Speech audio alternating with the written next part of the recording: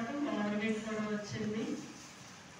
వస్తే లేవలేని స్థితిలో నేను ఉన్నప్పుడు తర్వాత అమ్మకి నేను ఫోన్ చేశాను.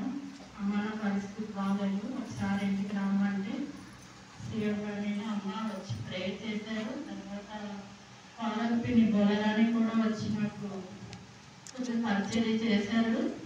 నెక్స్ట్ మా అక్కలు కూడా ఫోన్ చేసి ఎలా ఉన్నామో చూద్దామని వచ్చి ఆ పరిస్థితిని చూసి డాక్టర్ గారిని కూడా తీసుకొస్తారు. వాళ్ళు కళ్ళు తిరుగుతున్నాయి, పడిపోతున్నావు కదా, ఏంటి పరిస్థితి అని ఒకసారి చెక్ చేయించడానికని ఊళ్ళో డాక్టర్ గారిని తీసుకొచ్చారు. తీసుకొచ్చి ఆయన బీపీ చెక్ చేస్తే బీపీ నార్మల్గా ఉంది, అంతా బాగా ఉంది. కాకపోతే ఆయన ఒకటి చెప్పారు, బ్లడ్ తక్కువగా ఉంది, అందుకే అమ్మాయికి కొంచెం పడిపోతుంది అని చెప్పేసి అన్నారు. తర్వాత టాబ్లెట్ ఇచ్చారు, జ్వరానికి మాత్రం వేసుకున్నాను, మిగతా టాబ్లెట్ పక్కన పెట్టారు.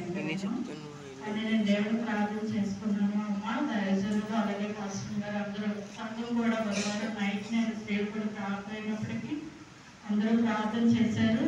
మీకు వందనాలు చేసినందుకు. దేవాదేవుడు నాకు మీ అందరూ ప్రార్థన విని నాకు స్వస్థతనిచ్చాడు, మంచి ఆరోగ్యం కూడా ఉంది. కాకపోతే కొంచెం అప్పుడప్పుడు గొర్రెలు ఇసిపెట్టడం జరుగుతుంది. ఒళ్ళు కూడా జస్ట్ ఒక్కొక్కసారి పొంగుతుంది, ఒక్కొక్కసారి తీసేస్తున్నాను అన్నమాట. అట్లా బ్లడ్ లేదనే దానికి దేవుడే నాకు బ్లడ్ ఇస్తాడనే ధైర్యంతో నేను మాట్లాడుతున్నాను. మీరందరూ నా కోసం ప్రార్థన చేయండి. అలాగే మా బాబు కూడా ఎగ్జామ్ రాస్తున్నాడు. తనకి ఇంకా 4 days ఉన్నాయండి ఎగ్జామ్ రాయడానికి. మీ అందరూ ప్రార్థనలో పెట్టండి, మంచిగా ఎగ్జామ్ రాయాలని, దేవుళ్ళ ఆత్మీయంగా ఎదగాలని నా కోరిక. కోసం మీ అందరూ ప్రార్థన చేస్తారని ఈ చిన్న సాక్షి దేవుడు